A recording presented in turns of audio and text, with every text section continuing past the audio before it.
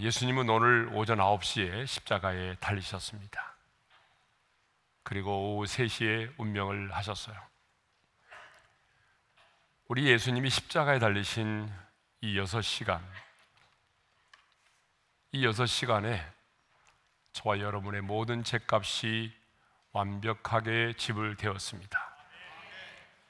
하나님의 공의가 만족되었고 우리를 향한 하나님의 진노가 멈추었습니다. 그리고 하나님과 원수되었던 우리가 화목하게 되어서 하나님의 자녀라 일컬음을 받게 되었습니다. 그러므로 이 성금요일이 인류 역사의 가장 큰 고통과 아픔과 괴로움의 날이기도 하지만 또 한편으로는 구원받은 저와 여러분에게는 이날처럼 복되고 기쁘고 즐거운 날이 없습니다.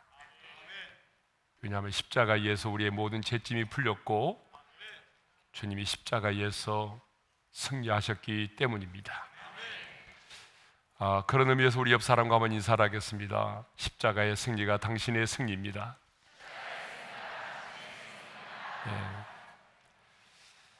오늘 여러분들이 이 뮤지컬을 보면서 그 십자가의 사건이 여러분 자신의 사건으로 믿어지고 받아들여졌다면 여러분, 우리는 천국과 지옥을 다녀오지 않았어도 그런 신비한 체험을 하지 않았어도 우리는 하나님을 인격적으로 만난 하나님의 사람인 줄로 믿습니다.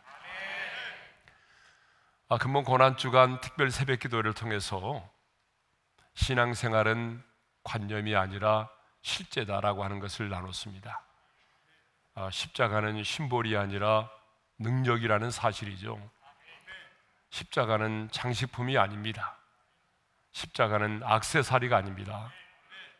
오늘 지금 내 삶의 현장에서 경험되어지는 하나님의 능력입니다. 특별히 수요일과 목요일 새벽기도 시간에는 보혈의 능력에 대해서 우리가 함께 나눴습니다.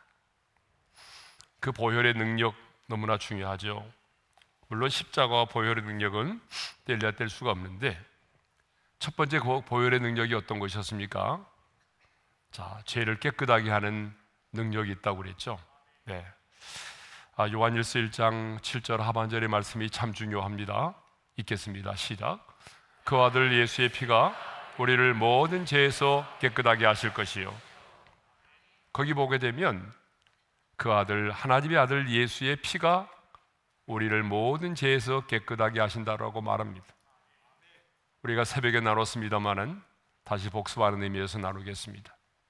여러분, 이 죄라고 하는 것은 내가 슬퍼하고 애통한다고 해서 사라지는 것이 아닙니다. 고행을 한다고 해서 내가 선한 일을 행하고 봉사활동을 한다고 해서 죄가 사라지는 것은 아닙니다. 이 죄가 사라지고 정결하게 되고 사함을 받게 되는 유일한 것은 바로 예수의 피밖에는 없습니다. 그래서 레위기 17장 11절 하반절에서도 보게 되면 이런 말씀이 있습니다. 함께 읽겠습니다. 피가 죄를 속하느니라. 히브리서 9장 22절의 말씀도 읽겠습니다. 빌림이 없은즉 사함이 없느니라. 두 번째로 보혈의 능력이 어떤 것이었습니까? 죄의 충동과 유혹으로부터 승리케 하는 능력이 있다라고 하는 거죠. 요한일서 1장 7절 하반절에 보게 되면 그 아들 예수의 피가 우리를 모든 죄에서 깨끗하게 하실 것이요 라고 할 때에 그 깨끗하게 한다라고 하는 동사가 카다리조인데 이게 바로 현재형이라고 하는 것입니다. 그러니까 예수님의 보혈은 우리의 지난날의 과거의 모든 죄를 사하는 권세만 있는 것이 아니라 지금 우리의 삶의 현장 속에서 우리 가운데 일어나고 있는 죄의 충동과 유혹으로부터 우리를 지켜주고 그 죄의 충동과 유혹으로부터 우리를 승리케 한다라고 하는 것입니다. 그런데 많은 경우에 우리는 예수님의 십자가의 보혈을 절반밖에 사용하지 못하고 있어요. 내가 지은 과거의 죄를 사함받는 데만 예수님의 피를 적용한단 말입니다. 아닙니다, 여러분. 예수님의 보혈은 우리의 과거의 죄만이 아니라 지금 내게 밀려오고 있는 수많은 죄의 충동과 유혹으로부터 나를 지켜주고, 그리고 그 죄의 충동과 유혹을 물리칠 수 있게 해주는 능력이 된다는 것입니다. 그런데 우리는 너무나 많은 경우에 마음은 온이로되 육신이 약하다는 핑계를 대면서 그런 죄의 충동과 유혹이 몰려올 때에 그 죄의 감정을 그대로 유지하려고 합니다. 아닙니다, 여러분. 죄의 충동과 유혹이 몰려올 때에 예수의 피가 내 모든 죄를 사했고, 그 예수의 피가 나를 지금 두르고 있으며, 그 예수의 피가 이 모든 유혹을 물리칠 수 있다라고 선포하셔야 됩니다. 예수님의 피가 나를 지킨다라고 선언하셔야 됩니다. 그럴 때 우리는 예수님의 보혈의 능력이 이런 거구나. 그럴 때 우리 안에 미움의 감정도 사라지는 것이고, 분노의 마음도 사라지고, 우리 안에 있는 음란한 생각도 사라지게 되는 것입니다.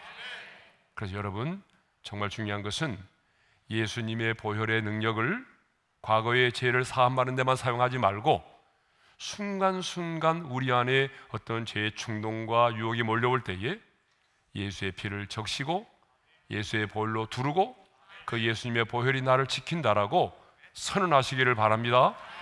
그럴 때 우리는 보혈의 능력이 어떤 것인가를 실감할 수가 있는 것이죠. 사탄이 제일 무서워하는 사람은요, 모태신앙이 아닙니다. 사탄이 무서워하는 사람은 오랫동안 교회를 다닌 사람이 아니에요. 사탄이 무서워하는 사람은 교회 직분자가 아닙니다. 사탄이 오늘 또 제일 무서워하는 사람은 예수님의 보혈의 능력을 알고 그 피를 우리의 삶에 적용하는 사람입니다. 저는 우리 오륜의 성도들이 정말 예수님의 보혈의 능력을 알고 날마다 매일 우리의 삶의 현장에서 예수의 보혈의 능력으로 승리하는 여러분 되시기를 바랍니다. 자, 세 번째가 뭐였어요? 사탄의 참소를 이기게 하는 능력이 있다라고 하는 거죠. 자, 요한계시록 12장 10절의 말씀을 읽겠습니다. 다 같이요. 내가 또 들으니 하늘에 큰 음성이 있어 이르되 이제 우리 하나님의 구원과 능력과 나라와 또 그의 그리스도의 권세가 나타났으니 우리 형제들을 참소하던 자 곧 우리 하나님 앞에서 밤낮 참소하던 자가 쫓겨났고, 거기 보게 되면 사탄은 어떤 자라고 말하고 있어요?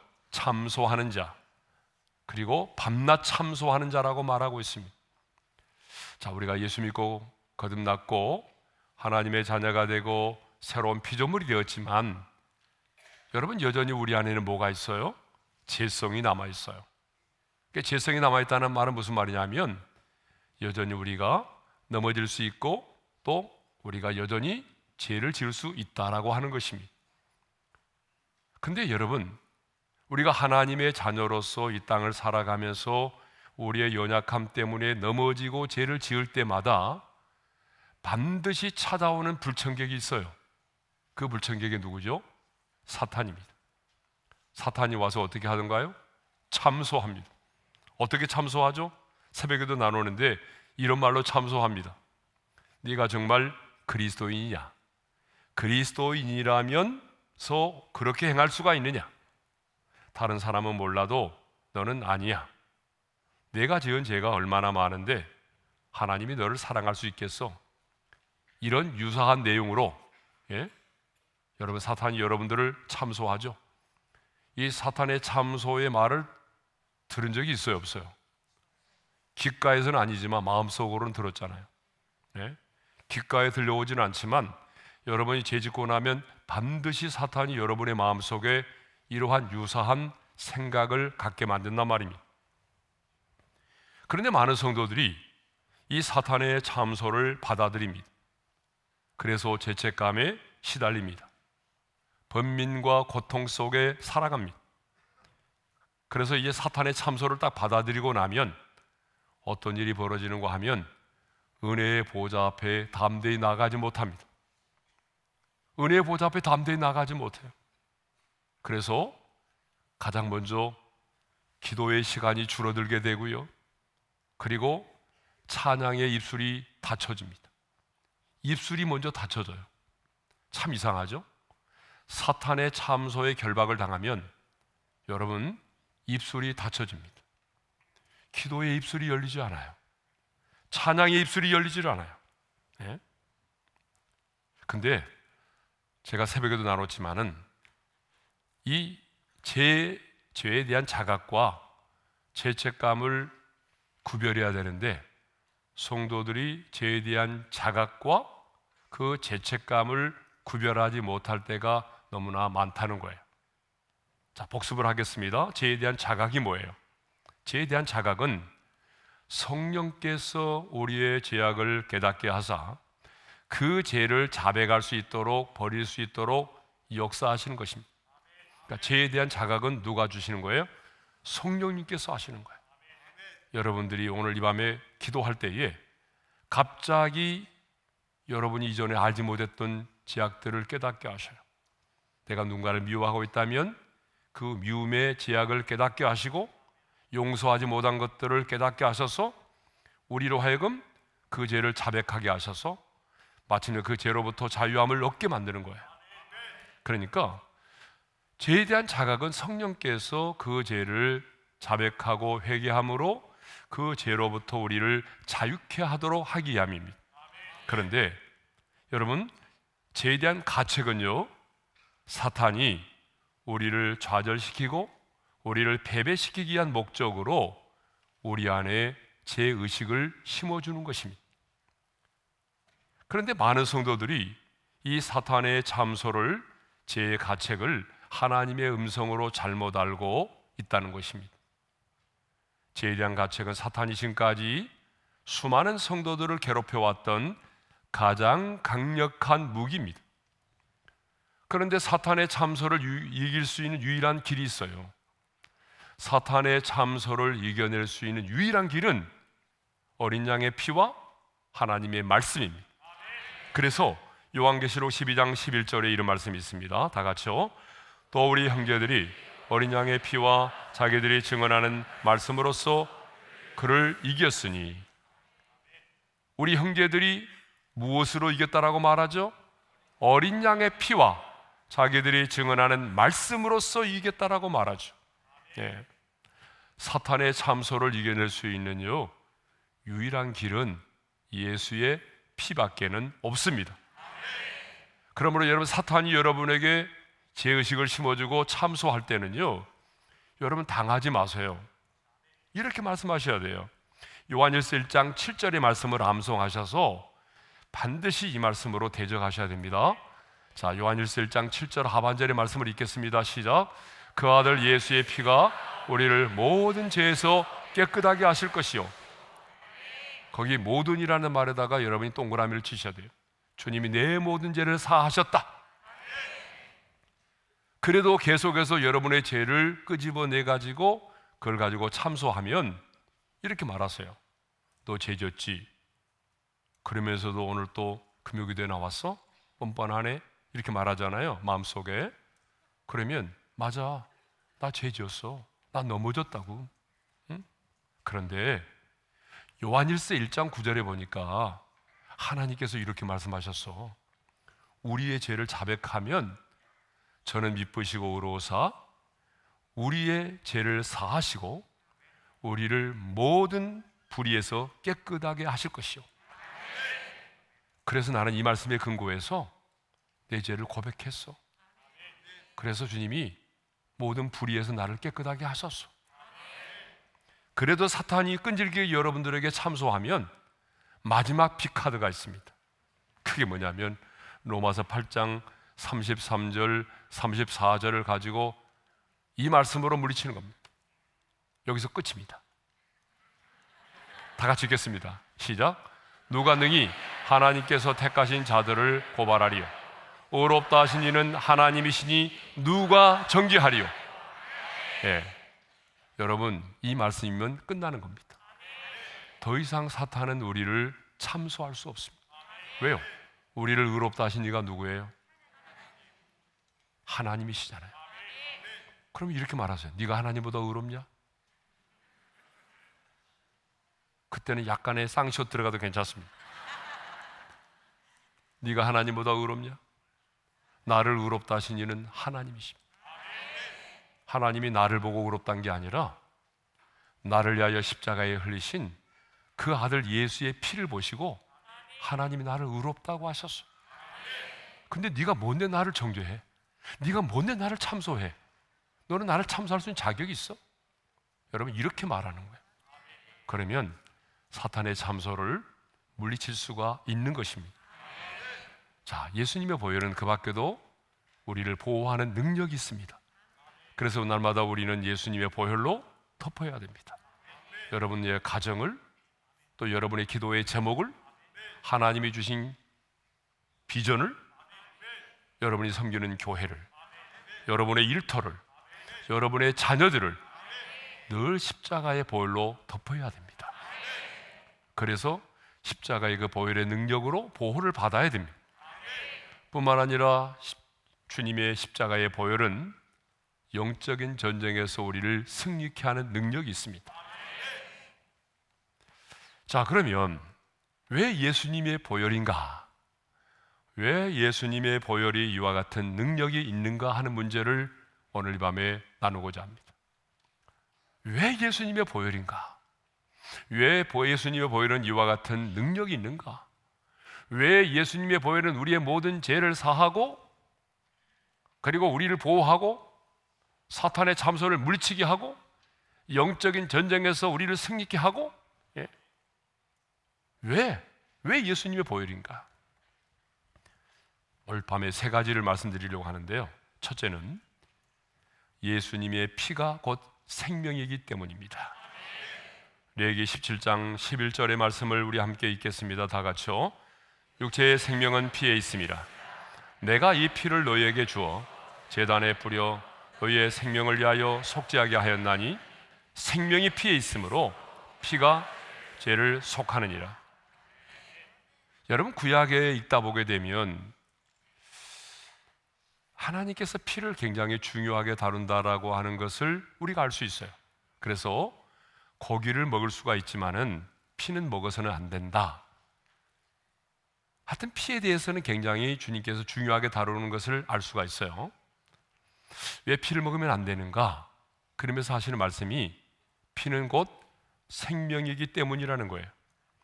생명이 곧 피에 있으므로 그 피가 죄를 속한다라고 말씀하십니다. 자, 이건 굉장히 중요한 건데요. 따라서 합시다. 피는 곧 생명이다. 이게 왜 중요하냐 그러면 이게 하나님의 공식이기 때문에 그렇습니다. 하나님이 정해놓은 공식이 몇 가지가 있는데 그 중에 하나가 뭐냐 그러면 피는 곧 생명이다라고 하는 것입니다. 하나님의 공식이 뭐라고요? 피는 곧 생명이다라고 하는 것입니다. 아무도 이 공식을 깨뜨릴 수가 없습니다. 왜? 이것은 하나님이 정해놓은 공식이기 때문에 그렇습니다. 여러분, 정말 피는 생명이잖아요.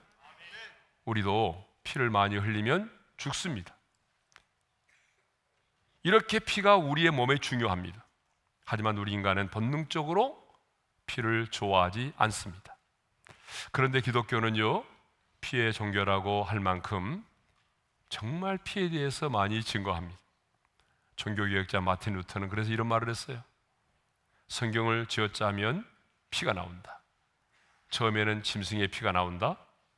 나중에는 예수의 피가 흐른다. 여러분, 창세기부터 시작해서 요한계시록까지 성경 66권을 보게 되면 한 줄기의 거대한 강물이 있는데 그 강물이 뭐냐면 보혈의 강물입니다. 예수의 보혈이 계속해서 흐르고 있습니다. 계속해서 피의 책. 그래서 옛날에 성경책은요, 어떻게 됐어요? 겉표지가 빨강색, 피를 상징하는 빨강색으로 되어 있어요. 나는 지금도 성경책이 그렇게 됐으면 좋겠어요. 근데 언제부턴가 다 금색으로 바뀌었어요. 예. 천국을 상징하는 건지 뭔지 몰라도 다 금색으로 바뀌었어요. 그런데 사실은 붉은색이 좋은 것 같아요. 피는 곧 생명입니다. 그러므로 예수님의 피도 뭘까요? 예수님의 생명이겠죠. 이게 중요한 겁니다. 피는 곧 생명이다, 이게 중요한 게 아니라 예수님이 흘리신 피는 곧 예수님의 생명이다라고 하는 게 중요한 것입니다. 그러니까 예수님께서 갈보리 언덕에서 피 흘려 죽으신 것은 곧 당신의 생명을 우리 가운데 내어주신 것을 말합니다. 여러분, 방금 우리가 뮤지컬 보았잖아요. 예수님이 십자가에서 정말 피 흘려 죽으셨는데 그 피는 당신의 생명입니다. 그러니까 피를 흘려 죽으셨다는 말은 무슨 말인가 하면 당신의 생명을 우리 가운데 내어주셨다라고 하는 말이죠. 자, 우리가 성경에 보니까 예수님께서 피를 흘리시는 장면이 있어요. 첫 번째 장면이 뭐냐 그러면 겟세마네 동산에서 주님은 피를 흘리셨습니다. 얼마나 주님이 간절하게 기도를 하셨으면 모세 혈관이 터져서 그 피가 여러분 몸 밖으로 나왔겠어요. 예수님은 겟세마네 동산에서 흘리는 땀방울이 핏방울이 되도록 정말 간절히 기도하셨습니다. 모세 혈관이 터져서 피가 몸 밖으로 나올 정도로 기도하셨습니다. 그 다음에는 채찍에 맞음으로 피를 흘리셨습니다. 짐승의 뼈와 납덩어리로 엮어 만든 가죽 채찍이 예수님의 등허리를 내리칠 때마다 주님의 살점이 툭툭 떨어져 나오면서 주님의 온몸은 피로 물들었습니다. 예수님은 가시멸관을 쓰심으로 피를 흘리셨습니다. 여러분, 그 가시멸관이 얼마나 날카롭습니까? 살짝 얹혀놓은 게 아니에요. 왜? 떨어지면 안 되니까 그 가시멸관을 가지고 쑥 눌러가지고 그 가시멸관을 머리에 씌웠잖아요. 그러니까 그 가시가 머리에 박히면서 한없는 피가 흘러내렸습니다. 이 머리에서부터 흘러내린 피가 주님의 눈에 고이고 콧등을 타고 흘러내렸습니다. 또 예수님은 양손과 양발에 커다란 못을 박힘으로 피를 흘리셨습니다. 양손과 양발에 커다란 못이 박혀질 때에 뼈가 막 으스러지면서 많은 피가 솟구쳐 흘러나왔습니다. 주님의 두 손과 두 발에서 흐르는 피가 십자가의 기둥을 타고 흘러내렸습니다. 마지막은요, 로마의 병정이 가지고 있던 창을 가지고 예수님의 옆구리를 찔렀을 때에 예수님의 몸속에 있던 그 흐르던 피는 한 방울도 남김없이 물과 함께 쏟아졌습니다. 우리 주님이 골고다의 언덕에서 흘리신 한 방울의 한 방울 한 방울의 피는 모두 다 나를 위한 당신의 생명이었습니다. 우리에게 영원한 생명을 주시려고 자신의 생명을 속전으로 지불하신 것입니다. 그래서 바울은 사도행전 20장 28절에서 교회를 이렇게 말하고 있습니다. 자기 피로 사신 교회. 그냥 교회라고 말하지 않고 예수님이 십자가에서 흘리신 피로 이 땅에 교회를 세우셨다는 것입니다. 여러분, 교회, 여러분 우리 한 사람 한 사람이 교회잖아요. 또 우리 오림교회도 공동체로서의 교회잖아요. 이 교회는 주님이 자기 피로 사신 교회입니다. 자기의 생명을 주시고 사신 교회입니다. 그렇기 때문에 주님이 교회를 사랑하는 것입니다. 그렇기 때문에 주님이 교회를 사랑하는 자를 사랑하시는 것입니다. 그렇기 때문에 교회를 저주하는 자를 주님은 저주하신 것입니다. 제가 목회하면서 보니까 주님은요, 정말 당신이 피 흘려 값주고 세우신 교회를 얼마나 사랑하는지 모릅니다. 그래서 교회를 허무는 자들을 주님은 그냥 두지 않으셨어요. 제가 무수히 봤어요. 저는 교회 사택에서 거의 자라다시피 했고, 제가 어릴 때부터 교회 안에서 자랐고, 수없이 보았어요. 어떤 사람이 복을 받는지, 어떤 사람이 주님으로부터 화를 당하는지를 많이 보았어요. 정말 많이 봤어요. 예. 여러분, 주님은 자기 피로 사신 교회를 주님은 사랑하십니다. 그래서 여러분, 하나님의 나라에 갈 때까지 주님의 몸된 교회를 허무는 자가 되면 안 됩니다. 나는 무수히 봤어요. 그런 사람들을. 자기의 몸, 주님의 몸된 교회를 허무는 자의 자녀들이 잘 되는 것을 본 적이 없어요. 예, 꼭 보세요, 여러분. 여러분들은 주님의 나라에 갈 때까지 주님이 피 흘려 값주고 세우신 교회를 사랑하십시오. 그리고 그 몸된 교회를 세우는 일에 헌신하십시오. 여러분의 이성과 지성을 가지고 경험을 가지고 주님의 몸된 교회를 허무는 어리석은 자가 되지 않기를 바랍니다. 주님은 이 교회를 자기 피로 세우셨습니다. 피 흘려 값주고 우리를 사셨다는 거죠. 그러니까 저와 여러분은 죄 없으신 예수님께서 피 흘려 값주고 당신의 생명을 주고 산 자들입니다. 자, 예수님의 보혈이 왜 능력이 있습니까? 예수님의 피가 곧 생명이기 때문입니다. 예수님의 피가 생명이기 때문에 오늘 내 죄를 사하고 나를 보호하고 오늘 사탄의 참소를 이겨내고 제 충동과 유혹으로부터 나를 지키고 영적인 전쟁에서 승리하게 하는 것입니다. 두 번째로, 왜 예수님의 보혈인가? 왜 예수님의 보혈의 능력이 있는가? 두 번째는 예수님의 피가 곧 언약의 피이기 때문에 그렇습니다. 예수님께서 십자가를 지시기 전날 밤에 유월절 만찬 석상에서 이렇게 말씀하셨습니다. 마태복음 26장 28절입니다. 다 같이요. 이것은 제 사함을 얻게 하려고 많은 사람을 위하여 흘리는 바 나의 피, 곧 언약의 피니라. 피 흘림의 목적이 뭐라고 말씀하십니까? 제 사함을 얻게 하려고.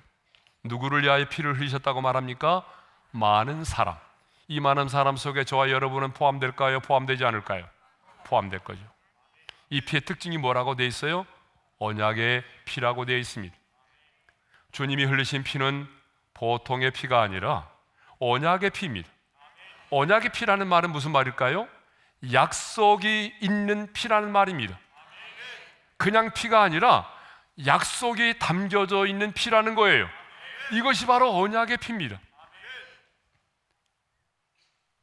사람들도 있잖아요. 어떤 언약을 맺을 때에 그냥 세우지 않습니다. 여러분, 꼬맹이들도 보게 되면 약속할 때 어떻게 하던가요? 손가락 걸고 오른손으로 엄지로 또 찍죠. 예. 아이들도 그냥 약속하지 않아요. 여러분, 사람들도 어떤 약속을 맺을 때는요, 아무렇게나 하지 않아요. 예. 직인을 찍는다든지 사인을 한다든지 또 혈서를 쓰면서까지 하는 사람들이 있어요. 어떤 세계? 조폭세계. 일본의 야쿠자라든지 우리나라의 조폭들, 깍두기들의 모임에 가보게 되면 그분들은 어떻게 한다고 그래요? 혈서를 쓰고, 예? 면도칼로 서로 상처를 내서 피를 뚝뚝 흘려가지고 피를 섞어서 잔에 떨어뜨리고 건배하면서 그렇게 하면서 한다고 그래요. 저는 그쪽 세계를 잘 모릅니다만은 그렇게 한다고 그래요. 영화 보면 영화에 그렇게 돼 있어요. 네.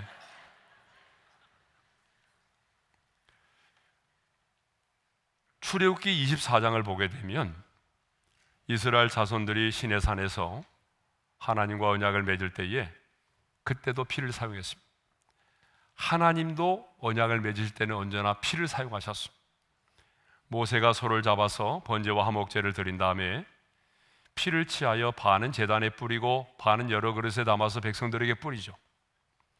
그러면서 이렇게 말했습니다. 출애굽기 24장 8절의 말씀을 읽겠습니다. 다 같이요.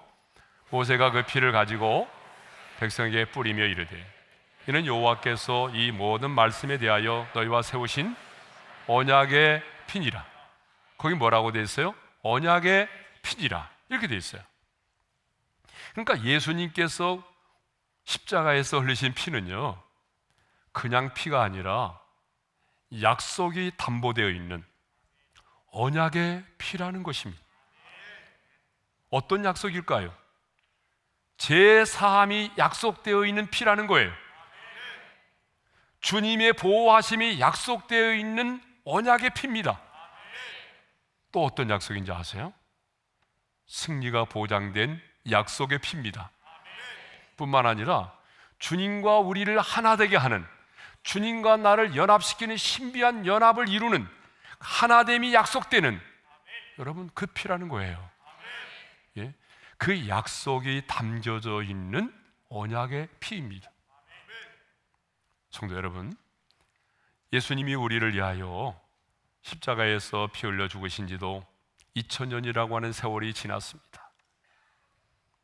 2000년이라는 시간이 지났지만 그럼에도 불구하고 주님의 십자가를 묵상하면 우리의 가슴이 뜨겁고 눈시울이 붉어지고,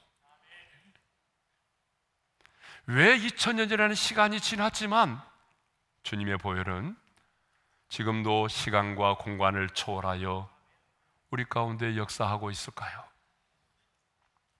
2000년이 지난 지금에도 예수님의 보혈이 시간과 공간을 초월하여 우리 가운데 역사할 수 있는 것은 그 피가 약속이 있는 언약의 피이기 때문입니다. 우리 하나님은 신실하신 분이십니다. 반드시 약속은 지키십니다. 하늘이 두 쪽이 나도 우리 하나님은 약속을 지키십니다. 그러므로 우리가 그 피를 힘입어 나아가기만 하면 신실하신 하나님은 그 약속을 인하여 그 언약의 피로 우리의 죄를 사하십니다. 아무리 우리가 추하고 더러운 죄를 지었을지라도 우리가 주님 앞에 나아가서 보혈의 능력을 힘입어 회개하면 여러분, 주님은 그 죄를 씻어주십니다. 왜 그럴까요? 그 피가 언약의 피이기 때문입니다. 죄의 사함이 약속되어 있는 언약의 피이기 때문입니다. 여러분, 보호하심이 약속되어 있는 언약의 피입니다. 영적인 전쟁에서 승리가 약속되어 있는 언약의 피입니다. 그러니까 우리가 이 피를 힘입어 나가는 자가 전쟁에서 승리하는 것이고 보호하심을 입는 것이고 제사함을 얻는 것입니다. 예수님의 보혈이 이처럼 능력이 있는 것은 그 피가 뭐예요? 곧 언약의 피이기 때문이라는 것입니다. 지금까지 두 가지를 묵상했어요. 왜 예수님의 보혈인가? 예수님의 피는 곧 생명이기 때문에. 두 번째는 뭐라고 그랬어요? 방금 잊어버리셨나요? 자녀들 탓하지 마세요. 네. 언약의 피이기 때문에, 언약의 피이기 때문에. 네. 자, 세 번째입니다. 왜 예수님의 보혈인가? 그것은 예수님의 보혈이 역사하는 곳에 성령의 기름 부으심이 있기 때문에 그렇습니다. 자, 예수님은 공생애를 시작하실 때에 성령의 기름 부음을 받으심으로 공생애를 시작하셨습니다. 사도행전 10장 38절의 말씀을 읽겠습니다. 다 같이요. 하나님이 나사렛 예수에게 성령과 능력을 기름 붓듯 하셨음에 그가 두루 다니시며 선한 일을 행하시고 마귀에게 눌린 모든 사람을 고치셨으니 이는 하나님이 함께 하셨습니다. 여러분, 예수님은 하나님이십니다. 예수님은 성령으로 잉태되어 오셨습니다. 하지만 그럼에도 불구하고 예수님은요, 메시아로서의 공생애를 시작하실 때에 성령과 능력으로 기름 부음을 받고 시작하셨다는 거예요. 근데 여러분 잘 보세요. 예수님이 공생애를 시작하시기 전까지, 그러니까 30살까지 예수님께서 하나님의 아들이셨음에도 불구하고 공생애 시작하기 전까지 예수님의 생애 가운데 어떤 기적과 능력을 행하였다는 말씀이 성경에 기록되어 있나요? 없어요. 예수님은 공생애를 시작하실 때에, 요단강에서 세례를 받으실 때에 성령과 능력으로 기름 부음을 받으셔서 공생애를 시작하셨단 말입니다. 그러면 예수님이 세례 받으실 때 어떤 일들이 일어났어요? 자, 마태복음 3장 16절 17절의 말씀을 읽겠습니다. 다 같이요. 예수께서 세례를 받으시고 곧 물에서 올라오실새 하늘이 열리고 하나님의 성령이 비둘기같이 내려 자기 위에 임하심을 보시더니 하늘로부터 소리가 있어 말씀하시되 이는 내 사랑하는 아들이요 내 기뻐하는 자라 하시니라. 하나님의 성령이 비둘기같이 내려 자기 위에 임하심을 보았다고 그랬죠. 여러분, 예수님도 하나님의 아들이시고 하나님이시고, 그렇지만 육신을 입고 계시는 동안에는 성령의 능력으로 기름 부음을 받으셔서 공생애를 시작하셨다는 사실입니다. 예수님의 제자들을 보십시오. 3년 동안 예수님에 의해서 가르침을 받았습니다. 여러분, 일주일에 한 번만 모여서 제자 훈련 받은 게 아니었습니다. 3년 동안 먹고 자고 함께 하면서 3년 동안 예수님으로부터 제자 훈련을 받으셨어요. 그런데 어떻게 됐나요? 예수님이 잡히시던 날에 그들은 다 도망을 가고 말았습니다. 그런데 그들이 어떻게 변했어요? 오순절에 성령의 충만을 받고 난 다음에는요, 그들은 변했습니다. 사람을 두려워하지 않는 자로, 예수의 이름을 말하고 예수의 이름으로 가르치지 말라고 하는 그 종교 지도자들의 말을 듣지를 않았습니다. 죽음도 두려워하지 않았습니다. 감옥에 가는 거 두려워하지 않았습니다. 마귀를 두려워하지 않았어요. 아니, 두려워하는 것이 아니라 도리어 마귀를 발로 밟아 이겨버렸죠. 예수님의 제자들도 3년 동안의 예수님으로부터 가르침을 받고 훈련을 받았지만 오순절에 성령의 충만을 받기 전에는 그들은 비겁자고 배신자고 도망자였습니다. 그런데 성령의 충만을 받고 난 다음에 이렇게 변했던 거죠. 사도행전을 보게 되면 참 느끼는 게 있어요. 그게 뭐냐 그러면, 성령의 충만을 받으면 이렇게 사람이 달라질 수 있는가 하는 거예요. 여러분 주변에도 그런 분들 있잖아요. 예? 어쩌면 이렇게 변화될 수 있을까? 성령의 충만을 받으면 어쩌면 이렇게 사람이 달라질 수 있을까? 할 정도로 변화됩니다. 예. 자, 그러면 이제 오늘 이 밤에 예수님의 보혈이 역사하는 곳에 성령의 기름 부심이 있다고 그랬잖아요. 그렇습니다, 여러분. 신구약 성경 전체를 보게 되면 예수님의 보혈과 성령의 충만, 성령의 기름 부으심은 아주 깊은 관련이 있습니다. 동전의 양면과 같아요. 뗄래야 뗄 수가 없어요. 자, 레기 14장은요, 한센병이 치유되었을 때에 해야 될 여러 가지 규례와 의식을 기록하고 있어요. 그러니까 한센병이 치료되었을 때 어떤 회복과 치료의 과정을 거치는지에 대하여 말씀하고 있는 것이 레기 14장입니다. 근데 여러분, 기본적으로 우리가 구약 성경에서 말하고 있는 한센병은 뭘 말하죠? 구약에서는 죄에 대한 상징으로, 하나님의 저주에 대한 상징으로 말하고 있어요. 그래서 한센병에 걸리면 어떻게 되나요? 분리가 된단 말이에요. 가족과 분리되죠. 자신이 살고 있는 공동체로부터 분리가 되는 거죠. 여러분, 죄가 뭐예요? 죄가 하나님과 우리를 분리시킵니다. 마찬가지입니다. 죄가 들어오면 가정 안에서도 남편과 아내가 분리됩니다. 죄는 언제나 분리시킵니다. 한센병이 그랬어요. 그러니까 한센병은 하나님과 우리 사이를 분리시키는 죄에 대한 상징이다라고 보면 됩니다. 그런데 이런 이제 죄의 상징인 한센병이 치유되면 정상적인 사람으로 생활하기 전에 까다로운 절차를 밟아야 합니다. 저 고침받았어요? 괜찮아요? 저 괜찮은데요? 지금 보세요. 그래? 그러면 집으로 들어가세요. 이렇게 되는 게 아니었어요. 레기 14장을 보게 되면 한센병에서 고침받은 사람이 회복되는 과정, 집으로 돌아가는 과정이 상당히 까다롭습니다. 첫째, 한센병을 고침받았던 사람이요, 제사장 앞으로 데려감을 당합니다. 두 번째로는요, 제사장은 성 밖으로 나아가 진찰을 합니다. 제사장이 들어오라고 그러세요? 이렇게 하는 게 아니고 제사장이 친히 성 밖으로 나가서 진찰을 합니다. 진짜 한센병이 나았는지, 아니면 낫지 않았는데 거짓말로 나았다고 하는 건지 제사장이 직접 성 밖으로 나아갑니다.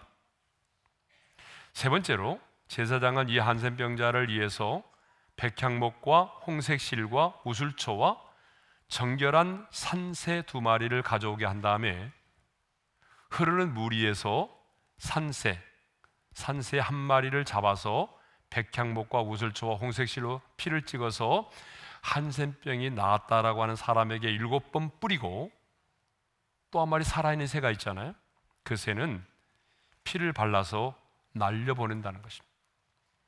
그래서 많은 사람들은 이것을 이렇게 해석하더라고요. 구속사적으로 피를 흘려 죽어간 한 마리의 새는 예수님의 죽으심을 말하고, 죽지 않고 날려보낸 새는 예수님의 부활을 상징한다, 뭐 그렇게 말하는 학자들도 있습니다. 자, 네 번째로는요, 옷을 빨고 모든 털을 밀고 몸을 물로 씻어야만 합니다. 다섯 번째로는 그렇다고 곧바로 집으로 들어오는 게 아니에요. 7일 동안 장막에 거하도록 합니다. 7일 동안 장막에 또 있어야 돼요.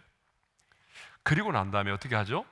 속건제와 소제와 번제를 드립니다. 이미 정결함을 얻었고 진으로 들어오는 것이 허락되었음에도 불구하고 여러 가지 제사를 드리도록 요구하는 것은, 우리가 예수를 믿고 제사함을 받고 하나님의 자녀가 되었지만 계속해서 우리가 주님의 보혈을 바라보고 그 주님의 보혈의 능력을 의지하며 살아야만 한다는 것을 가르쳐 줍니다. 그렇습니다. 예수님의 보혈은 우리가 예수 믿고 구원받는 데에만 적용되는 것이 아니고, 예수 믿고 난 이후에도 우리가 주님의 나라에 들어갈 때까지 계속해서 사용되어져야 될 하나님의 능력이라는 사실입니다. 자, 제사장은 속건제의 희생의 제사를 드릴 때에 희생의 피를 취해 가지고 정결함을 받은 한센병자의 세 곳에 바릅니다. 자, 14절 말씀인데 한번 읽겠습니다. 시작. 제사장은 그 속건 제물의 피를 취하여 정결함을 받을 자의 오른쪽 깃뿌리와 오른쪽 엄지 손가락과 오른쪽 엄지 발가락에 바를 것이요. 자, 이 사람은 이제 정결함을 받은 사람인데, 그런데 마지막 또 속건제를 드리잖아요. 그 속건제를 드릴 때 제사장이 어떻게 한다고요? 그 속건 제물에 피를 취해 가지고 정결함을 받을 자의 오른쪽 이 깃뿌리, 오른쪽 엄지 손가락, 그리고 오른쪽 엄지 발가락에 바른다라고 하는 것입니다. 그런데 여러분, 오늘 우리가 생각해 보려고 하는 것은 이 부분이 아닙니다. 제사장이 한센병에서 정결함을 받은 자의 귀와 손과 발에 피를 바른 다음에 바로 그 부분에 기름을 발랐다라고 하는 겁니다. 우리가 지금 이 부분을 묵상하려고 하는 것입니다. 자, 레위기 14장 17절의 말씀을 읽겠습니다. 다 같이요. 손에 남은 기름은 제사장이 그 정결함을 받을 자의 오른쪽 깃뿌리와 오른쪽 엄지 손가락과 오른쪽 엄지 발가락 곧 속건 제물의 피에 바를 것이며, 피가 발라진 곳에 제사장이 남은 기름을 발랐다는 것입니다. 피가 발라진 그곳에 기름을 발랐다는 것이에요. 속건제의 희생의 피가 발라진 곳에 기름이 발라졌다는 것입니다. 여러분, 성경 전체를 볼 때에 기름은 뭘 말하죠? 성령의 역사를, 성령의 기름 부으심을 말하죠. 성령의 역사를 말한단 말입니다. 그러니까 하나님은 아무에게나 성령의 기름 부으심을 허락하지 않는다는 얘기죠. 성령의 기름 부으심은요, 반드시 예수님의 보혈이 적셔지고 예수님의 보혈이 발라진 곳에만 성령의 기름 부으심이 임한다는 것입니다. 여러분, 이것은 너무나 변할 수 없는 망고불변의 진리입니다. 예수님의 보혈이 없는 곳에는 성령의 기름 부으심이 없다는 것입니다. 아무리 종교적인 열심이 많다고 할지라도, 아무리 충성과 봉사를 많이 한다고 할지라도, 남들이 볼 때에 아무리 고상한 인격을 가지고 있다고 할지라도 예수님의 보혈이 없는 곳에는 성령의 기름 부으심이 없습니다. 예수님의 보혈이 발라졌다는 것은 그 보혈로 내 죄가 가리워졌음을 말하죠. 예수님의 보혈이 적셔졌다는 것은 그 예수님의 피로 말미암아 내가 모든 죄를 정결함을 얻었다는 것을 의미하잖아요. 내 죄가 가리워졌다는 것, 정결하게 씻어졌음을 말합니다. 그러므로 예수님의 보혈이 발라진 곳에 성령의 기름 부으심이 임한다는 말은 예수님의 보혈에 의해서 정결함을 받은 곳에만 성령께서 역사하신다는 얘기입니다. 이 말은 다른 말로 말하면 쉽게 이렇게 얘기하면 됩니다. 회개 없이 성령의 기름 부으심은 없다. 여러분, 회개는 반드시 예수님의 피로만 씻어야 되니까, 우리의 죄가 사함을 받으려면 예수의 보혈로만 정결함을 받으니까, 그러니까 뭐예요? 회개 없이는 성령의 기름 부으심이 없다, 그런 얘기죠. 그러니까 정말 성령의 기름 부음을 받아서 예수님의 제자들처럼 이 세상을 이기고 강하고 담대한 자로 살아가려면 반드시 우리가 예수님의 보혈을 바라보고 예수님의 보혈에 의지하여 우리의 죄를 씻고 정결함을 받아야 된다, 그 말입니다.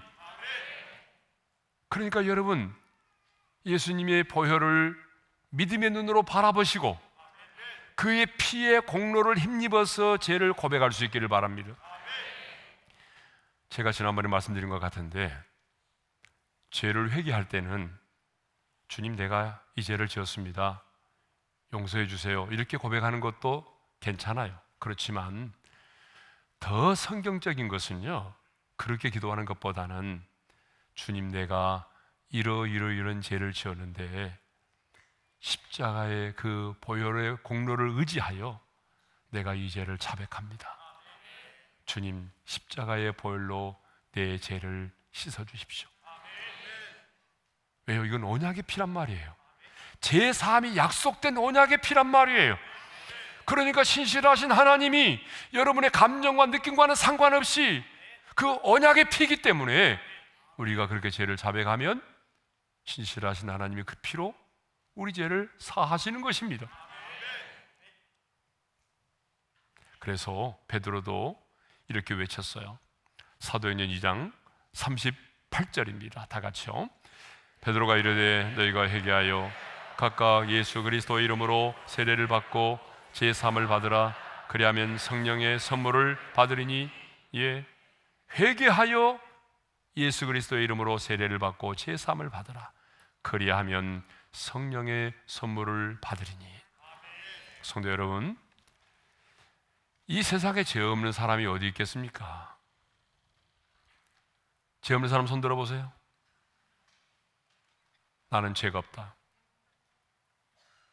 나는 예수 믿고 난 다음에 한 번도 죄를 지어본 적이 없다, 손 들어보세요. 그분은 구원파예요, 구원파.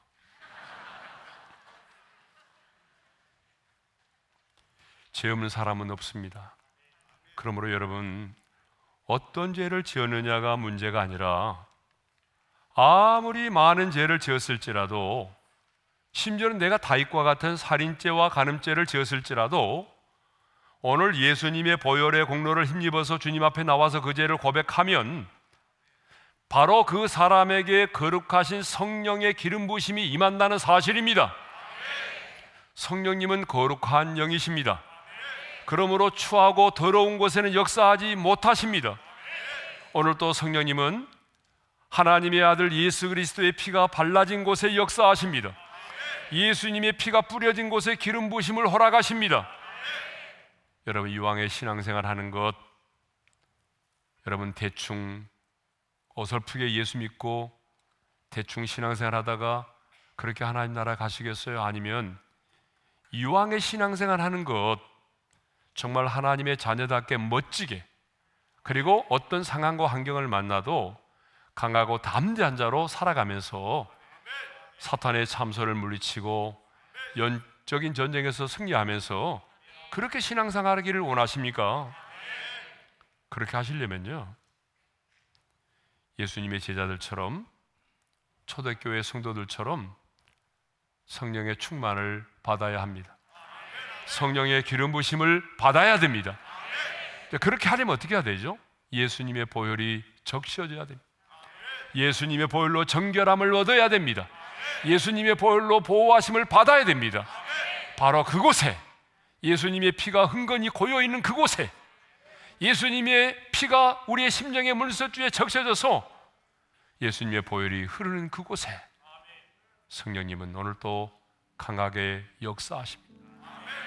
그 사람이 얼마나 인격이 고상하느냐가 아니에요. 정말 그래요. 제가 34년째 목회하고 있는데 목회하면서 깨달은 것들이 정말 많아요. 그 많은 것들 중에 하나가 뭐냐? 성령님은 언제 강력하게 역사하시느냐? 여러분, 피 묻은 복음을 전할 때, 원색적인 피 묻은 복음을 전하고 그 보혈의 보혈이 적셔져서 그 보혈의 강물에 우리가 잠겨 있을 때에, 여러분, 그때에 성령은 강력하게 역사하십니다. 보세요, 교회들 가운데 이런 교회들 있잖아요. 쩍쩍하는 교회들이 있어요. 자기도 못 알아먹는 너무나 형이상학적인 언어를 써가면서 인문학적인 설교, 도덕적이고 윤리적인 메시지만을 전하는 교회에 성령의 강력한 불이 임하는 걸 본 적이 있습니까? 저는 본 적이 없습니다. 머리만 커집니다. 성령 안에서 이루어지는 하나님의 나라가 임하지 않아요. 하나님의 나라는 성령 안에서 의와 평강과 희락이라고 말씀했는데, 그런 곳에는 성령님의 역사하심을 보기가 힘듭니다. 그래서 저는 우리 후배 목사님들한테 말할 때에 설교를 어렵게 하려고 하지 말고 피 묻은 원색적인 복음을 전해라. 가장 쉽고 단순한 그 원색적인 피 묻은 복음을 전할 때에 성령님이 운행하시고 성령님이 가장 강력하게 역사하십니다. 여러분의 심령의 문설주에 어린 양의 보혈이 적셔지고, 여러분의 가정의 문설주와 임방에도 6월절 어린 양의 핏부림이 있을 때에, 여러분, 우리는 성령의 강력한 역사를 경험할 수가 있는 것입니다. 자, 오늘 이 밤은 성금요일에 왜 예수님의 보혈인가, 왜 예수님의 보혈은 능력이 있는가 하는 세 가지를 나눴습니다. 첫째가 뭐예요? 예수님의 피가 생명이기 때문이다. 두 번째가 뭐예요? 예수님의 피가 언약의 피이기 때문이다. 세 번째가 뭐예요? 예수님의 보혈이 있는 곳에 성령의 기름 부으심이 있기 때문이다.